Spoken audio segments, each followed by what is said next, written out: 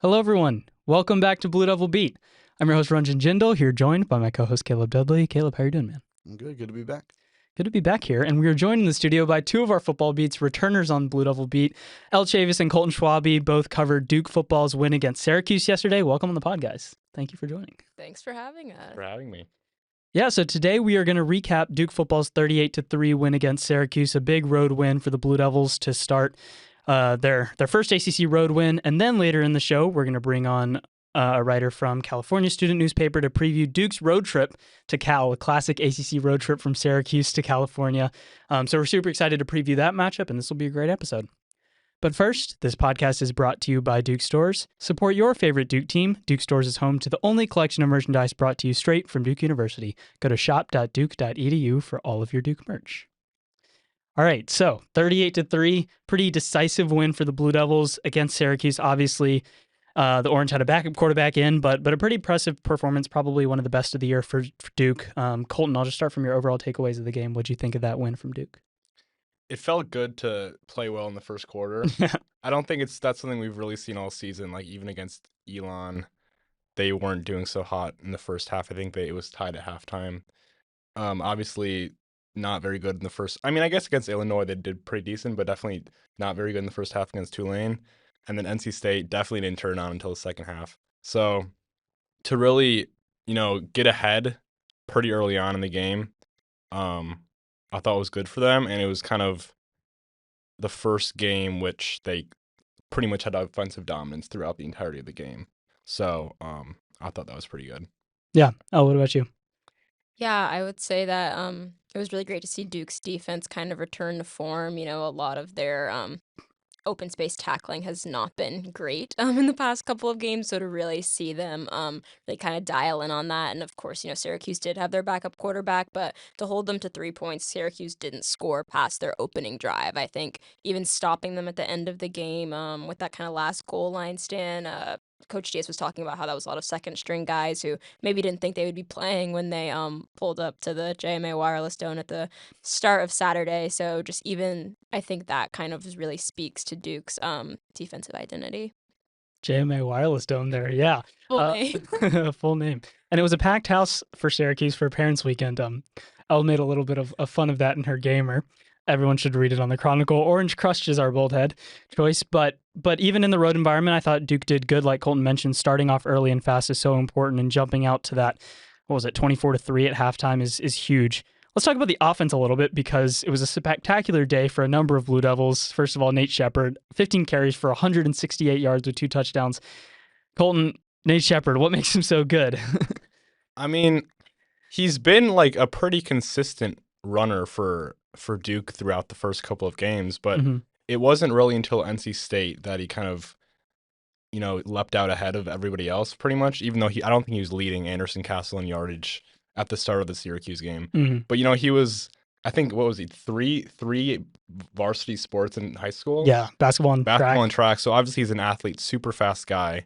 And I guess against Syracuse, he just found a lot of holes and exploited them. Like his first touchdown was 49 yards to the house. And I guess I was pretty surprised to see that was actually his first touchdown of the season.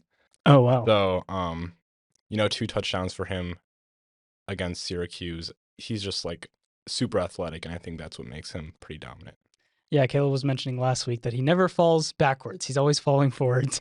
He had that reception touchdown against Tulane, but I think this was, yeah, you're right, his first couple of rushing ones, which were impressive. Ella, I'll talk to you about the other dimension of the offense, the passing game. Darian has continued to, as I said in my Beats picks, keep on keeping on, if you will. Could you talk about the passing attack and what you saw from Darian and the receivers against Syracuse? Yeah, I think they just seem to have really good chemistry. He seems much more at ease than he did maybe early on in the season. Seems like he's really kind of developed that relationship, and especially, him and Cooper Barkay. Darian was kind of talking about how they were roommates in fall camp, and Cooper's from California, and so they kind of have that connection as well. So they seem to kind of really be kindred spirits. That seems to be really kind of propelling Duke's passing game to the next level. And I mean, he was just slinging it across the field, and so it felt really great to kind of see that passing, which has been kind of Duke's strength over the past couple of weeks, just kind of see that elevate to a completely new level.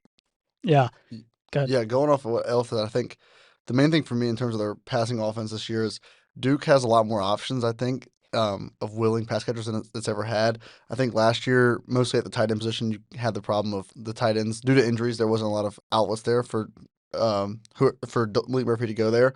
I think this year, between the backfield, the tight ends, and the receivers, everyone is an option at all times. I think we saw that when me and you were at Tulane Orange, and Anderson Castle had like a million catches out of the backfield, and Nate Shepard's kind of taken that role, took that role against the Orange this week. But to have Cooper have 4 catches, Queso have 5, and Samir have 5 as well, and then Nate had 4 out of the backfield, it's a very balanced attack, and I think it's hard for defenses to game plan against that when anyone can break loose at any given time. Yeah, totally. That's the part I've been kind of harping on all season. I think it's so good almost that you had obviously you don't want to lose someone like Jordan Moore, but you have somebody leave that big vacuum and everyone's kind of stepped in. I love this quote from your gamer that Darian said, "The dude's open all the time." He said of Barcate, and he's kind of right. Like Cooper does a great job, especially in one-on-one matchups, of beating his receiver. He's a great route runner, great catcher. He never really seems to drop the ball, only sometimes steps out of bounds right as he's catching it. But he was phenomenal there.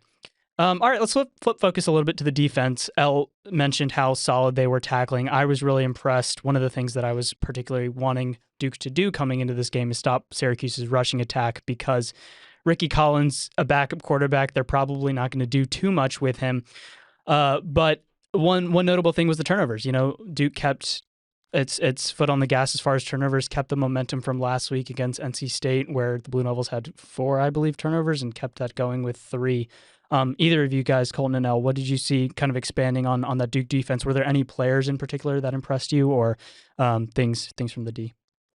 Yeah, I mean, of course, you have Caleb Weaver's interception, which definitely seemed to kind of flip the momentum in Duke's favor towards the beginning of the game. And he mentioned after the game that they really were able to kind of read Ricky Collins' eyes and were really kind of just being very smart about their defense, which he said what he believed was what led to the interception. So it was good to see Duke's defense not only be dominant, but also be smart and be very intentional about their tackling. And I think that led to kind of the increased turnovers.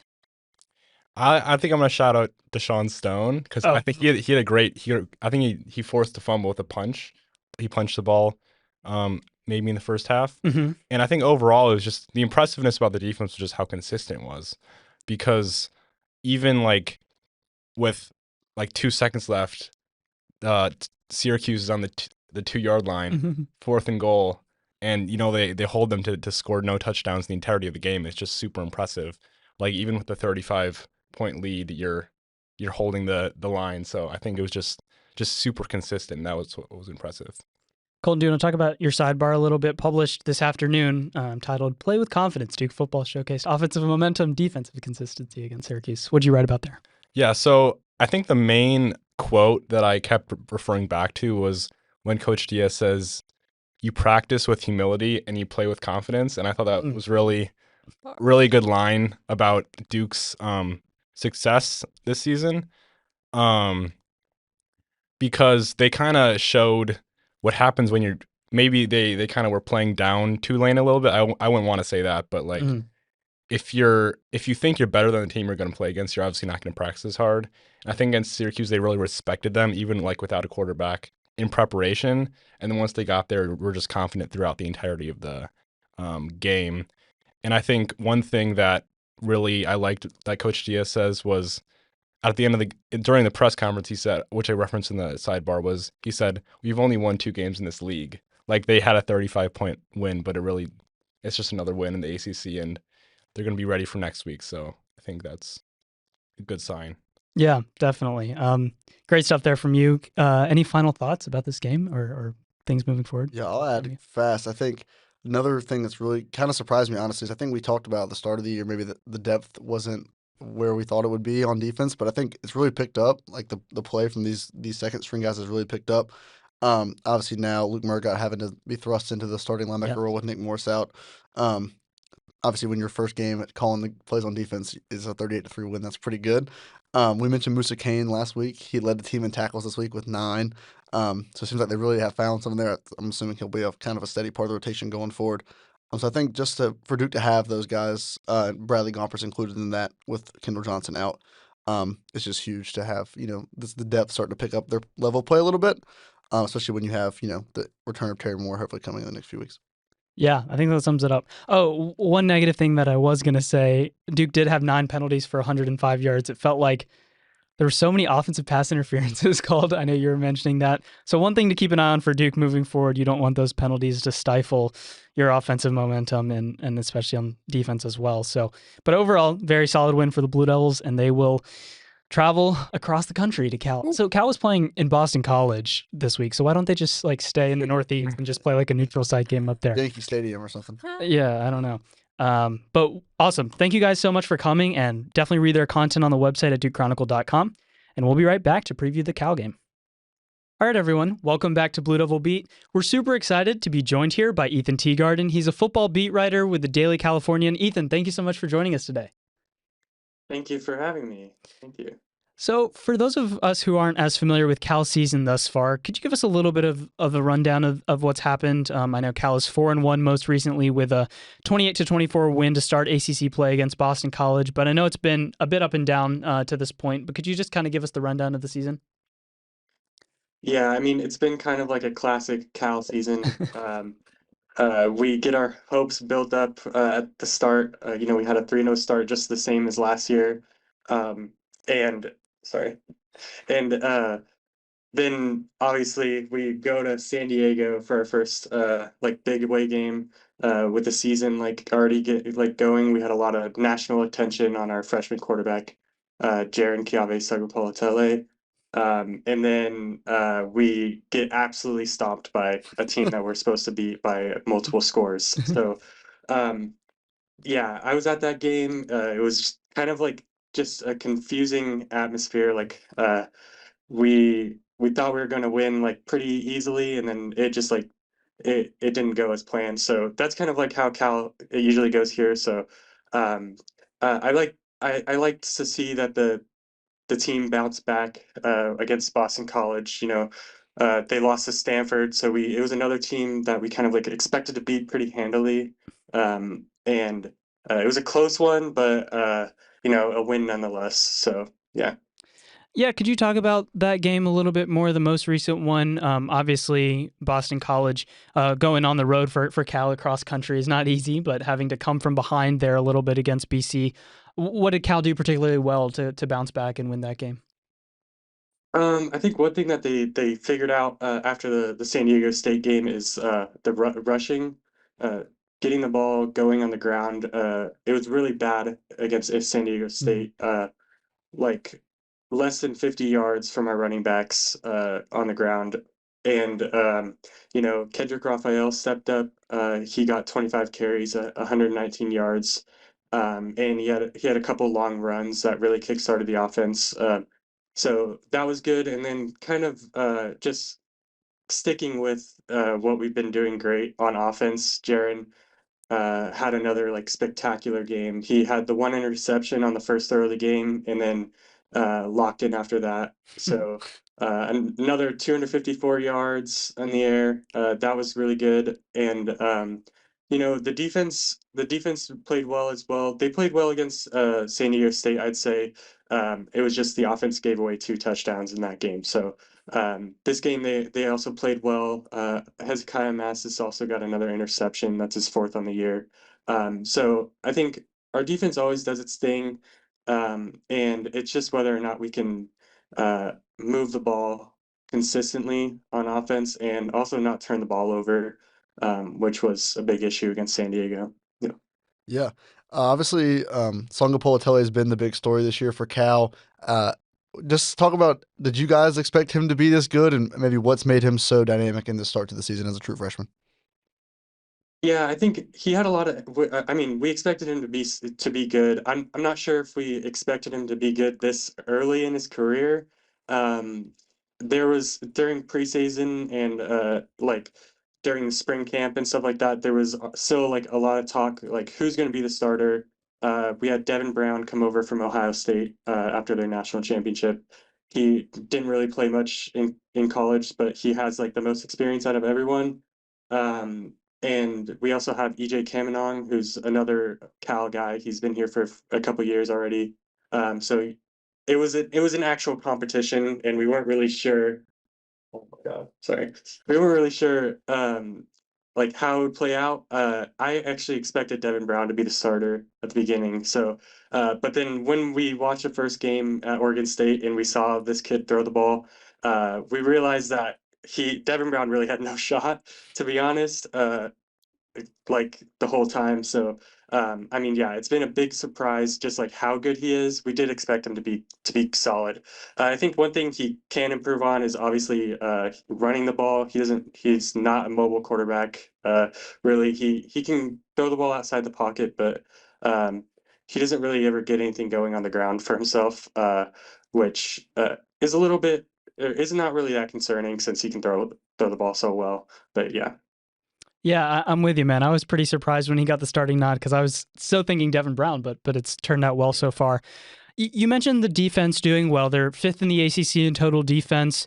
Seem to do pretty solidly against both the run and the pass.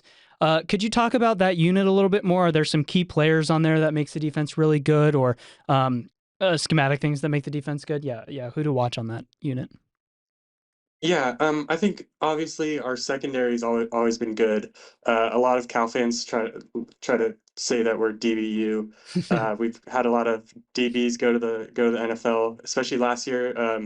And this year it's kind of the same. Hezekiah Massis, I said already, he was leading the ACC in interceptions. I'm not sure if he still is, but he got another one yesterday against Boston College, and yeah, he plays on the same side of the ball as Noel Williams, who was our star in the secondary last year, got drafted to the Chiefs. So yeah, that they're really solid always. And then obviously team captain Kedu Luave, inside linebacker.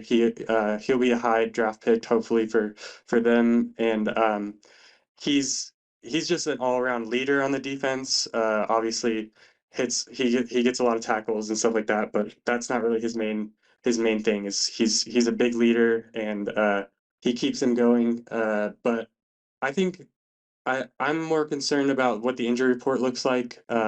We had Isaiah Crosby was out. I think yeah, I think it was Isaiah Crosby was out, safety, and he played decently well against San Diego. Like I mean, that was just a horrible game, but yeah. So we need to be healthy on defense to keep it together.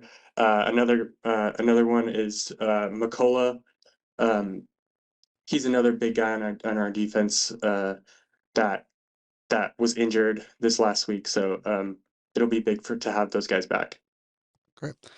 Maybe could you just give us an X factor on either side of the ball? So maybe just someone who isn't talked about as much as these stars you're mentioning that could play a big factor on Saturday.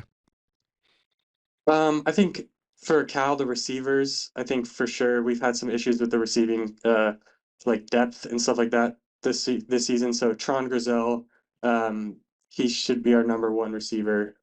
78 yards, 5 receptions against Boston College yesterday. And Mason Minnie, tight end, coming in after Jack Andrees transferred to Texas last year. He had a really big game. He had the game-winning touchdown catch against Boston College yesterday.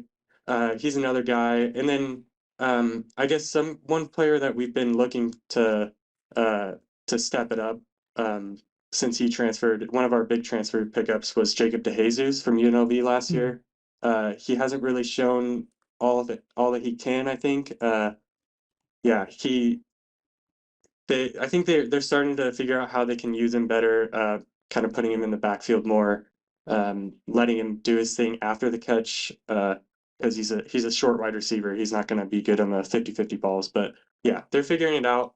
I think the receiving core is kind of like still needs to get figured out, but there's a lot of drops against San Diego State. So I think if they can lock it in, and Jaron can keep doing his thing, then Cal will be fine on offense.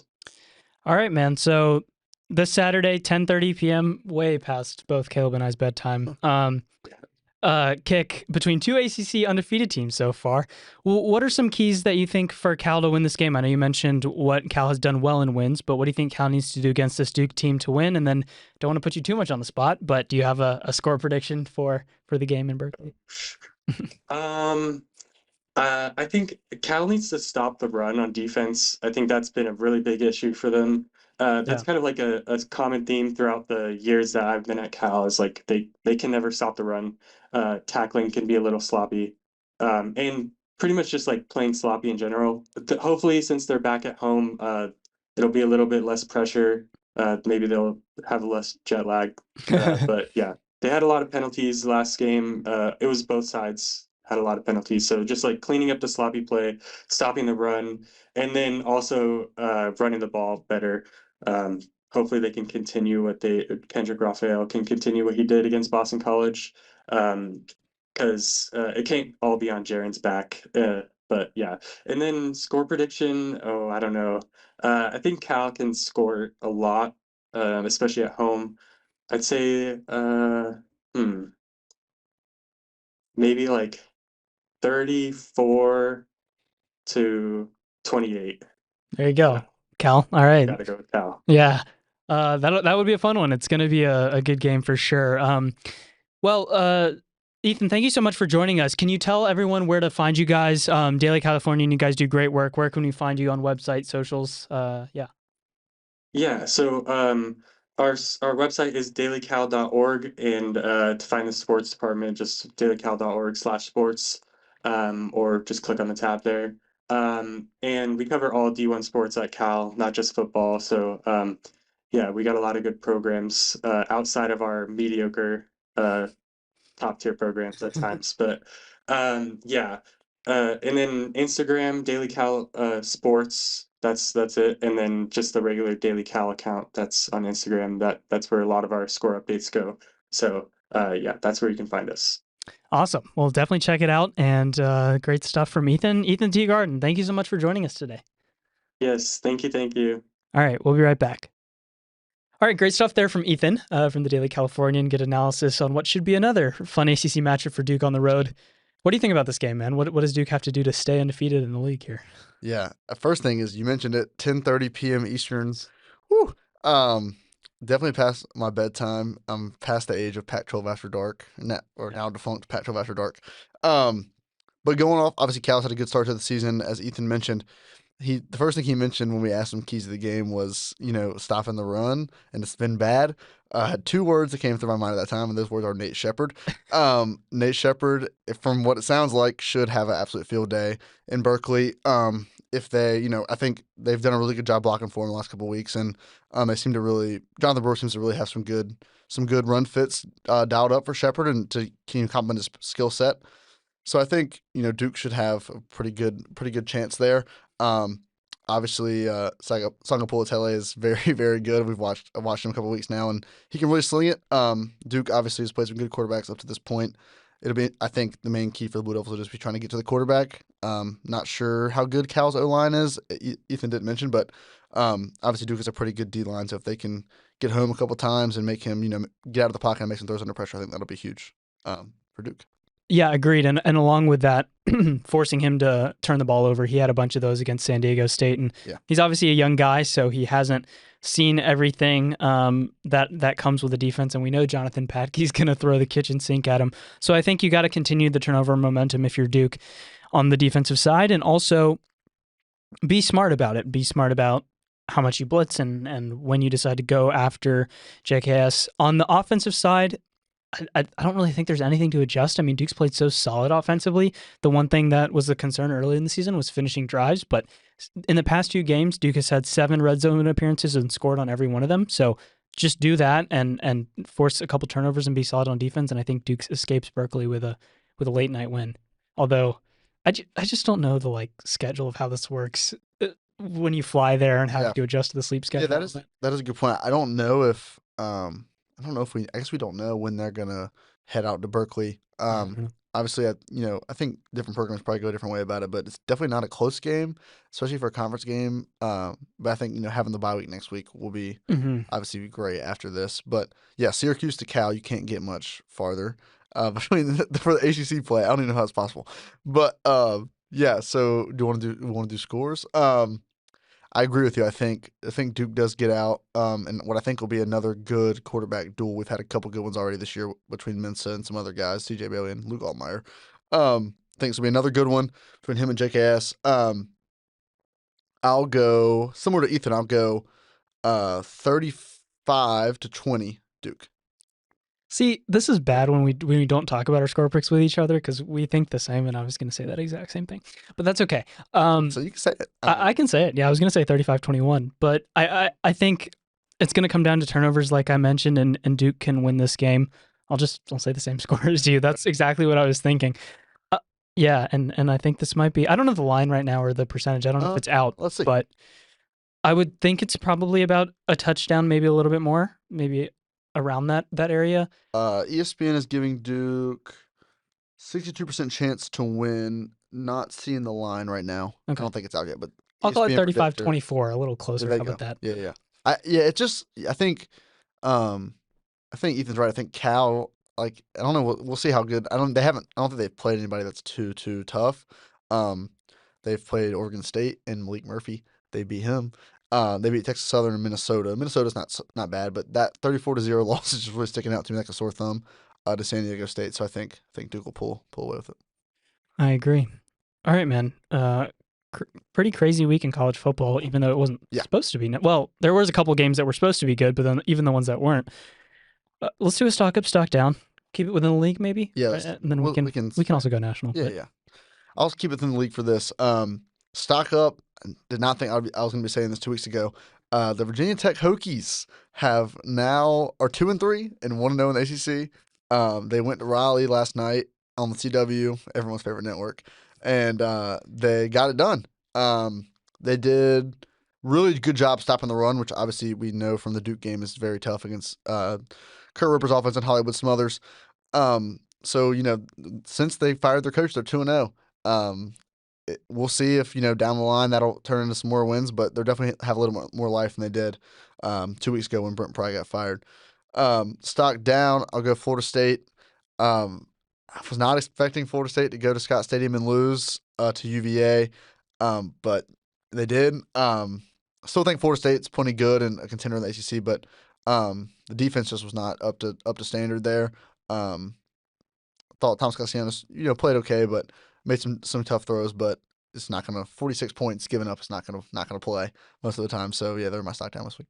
Yeah, congratulations to Tony Elliott, Chandler Morris, and that bunch. That was a fun field storming there. Well, it'll cost a fun field storming that is $50,000, and thankfully Squirrel White is okay because that was a little scary. Yeah, outside of Squirrel White, it was a very impressive field rush. The setup at Scott Stadium is due for a field rush. I mean, it's built for that, but although UVA football has not been very good recently, so the field rushes have been hard to come by, but this one was very good. Yes, good for them. Tony Elliott. Deep place in my heart. Yeah. Good for him. I'm going to do a stock up. They were technically my stock up, but I'm going to cheat. This is like a quasi ACC team. Notre Dame going over to Arkansas and winning 56-13. Arkansas has not been great and has fired their coach. Bobby Petrino is all the way back at Arkansas. I can't believe that. It's awesome. It's awesome. I can't believe that. Yeah. But Notre Dame's in an interesting position here too because they lost their first two games by like a combined 4 points. But now you have CJ Carr playing really, really well. You obviously have Jadarian Price and Jeremiah Love as a great two-headed monster there in the backfield, probably the second best in the country behind Penn State. And you have a team that I don't think anyone wants to play, and this team is in all likelihood going to win out, I think. And so it's a decision for the College Football Playoff Committee here. I don't know if they're going to make it based on the strength of schedule the rest of the way, but it's a lot of ACC going forward. 6 ACC games, I think. 5. 5 ACC games, not against the cream of the crop in the league. The only tricky one could be at Pitt, but this is a team that is going to be solid, and I don't think a lot of people would want to play. So stock up to Notre Dame, and then stock down. I have a collection of missed opportunities from some ACC teams. First one, I'll start with Pitt. You have an opportunity to defeat Louisville up 17-0, and then Eli Holstein throws a pick at the goal line, throws another pick, and then ends up getting benched on the last possession. But Pitt outplayed Louisville for the majority of the game, but just turnovers cost the Panthers there. And then Wake Forest against Georgia Tech, another... That would have been classic, man. Robbie Ashworth defeating the Yellow Jackets. Obviously, there was a missed offsides call that the ACC has now said they messed up on. Pretty egregious miss there, but still a game that you want to win if you're Wake for sure because you had a Georgia Tech team on the ropes, a team that doesn't do great playing from behind, and it was a quality win opportunity that Wake unfortunately squandered. So stock down-ish to both of them, but there's good effort. Applaud the effort from both of those teams. Yeah. Going back to Notre Dame, I was going to mention, I think we mentioned 2 weeks ago when they were 0-2 that we both kind of said that we think they're good enough to make the playoff. I'm with you. I think they are. I really do think they are. I think Marcus Freeman's done another good job. Obviously, the schedule at the start of the year is not easy. 4 points and 4-point losses. But yeah, I think CJ Carr, he's a beast. He's really, really good. Looking at the rest, you mentioned the schedule. I mean, Boise State, not as good as it looked on paper at the start of the year. I'd say USC is probably pretty squarely their hardest game left. But they do get them at home. So yeah, I think I'd be shocked if they don't finish the season 10-2, and I think that's making the playoff at 10-2. Yeah. Some other big games across the country. Do you want to talk about what you saw there from the classics? Yeah, I mean, I think the three big ones are Oregon, Penn State, LSU, Ole Miss, and Alabama, Georgia. Just kind of running the line, and you can go and say the same, whatever you think too. Starting with Oregon, Penn State. Start with that, man. Penn State was my national championship pick. At the start, ours at the start of the year. I think it might have been mine last year too. They have done it again. James Franklin has done it again. It was bad, man. It's bad. It's bad. I don't know at what point do they start thinking about conversations about James Franklin not being the coach at Beaver Stadium anymore. But I think it's getting to that point. Honestly, I really do. You have your biggest crowd of the year. It's your whiteout game. You have tons of starters back and a bunch of impact players in the portal, and against a pretty good Oregon team, but at home, and you just squander it. Thought Drew Howard did not play very well up until the fourth quarter of that game. The pick was pretty bad in second overtime as well. But credit to Oregon, I think Dan Lanning, obviously they're a juggernaut in the regular season, and Dante Moore is really, really good. So that's my thoughts there. LSU, Ole Miss, I think all the hoopla around the game was maybe more fun than the actual game this week with Landry Kiffin and Whit Weeks. But credit to Ole Miss. I think they have a really good team. Chambliss has been a great find for them as come out of the quarterback spot from Ferris State. And I think they're up in the top 5 this week now, in the top 25. So maybe Kiffin's best team since he's been down at the Grove.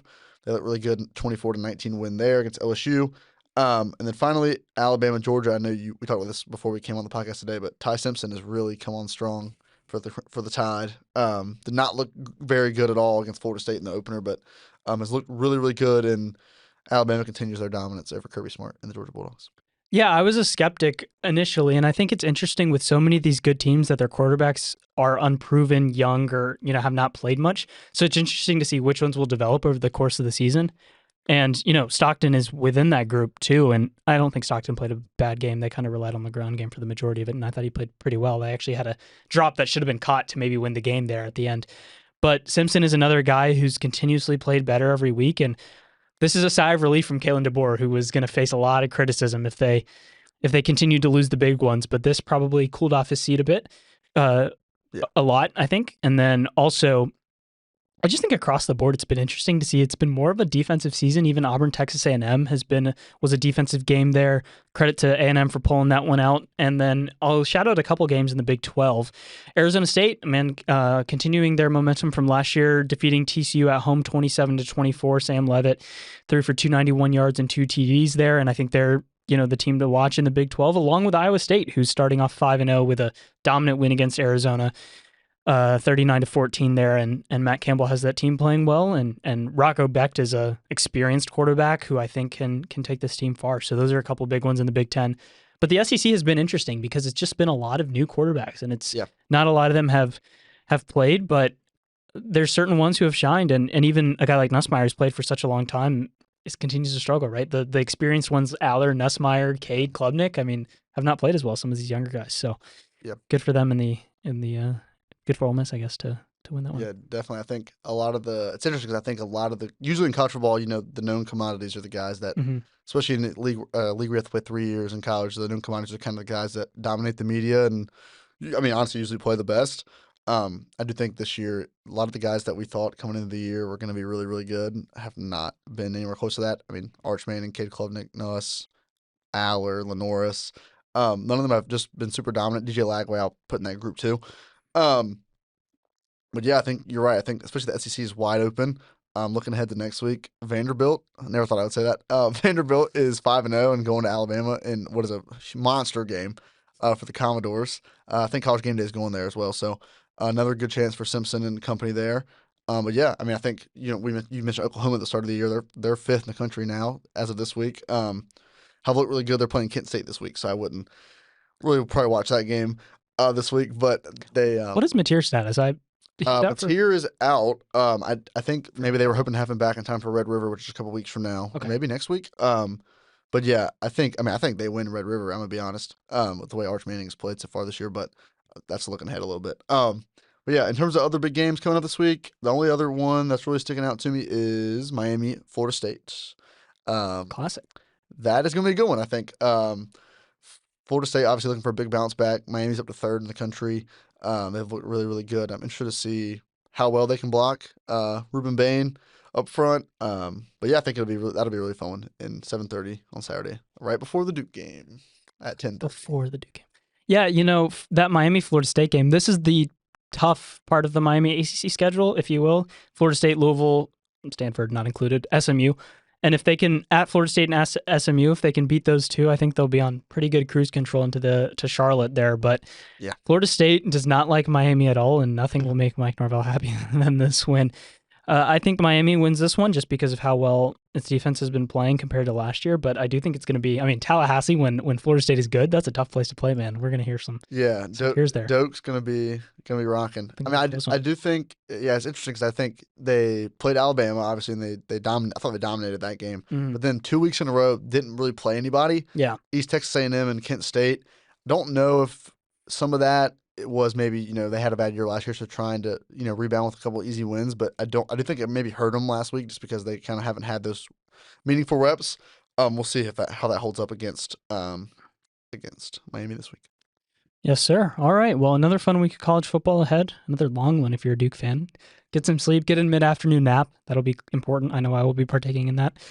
And yeah, thank you guys so much for listening. Check out our coverage as always on DukeChronicle.com, and we will be back next week to talk about basketball. Countdown to craziness this Friday. If you're around, make sure you check it out. Yeah, we'll talk about basketball, and we'll also give an in-depth recap of some of the other fall sports. They're kind of halfway through. Fall sports are moving fast. So yeah, thank you so much for listening, and I hope you guys have a fantastic week. For Caleb Dudley, I'm Ranjan Jindal. This has been Blue Devil Beat.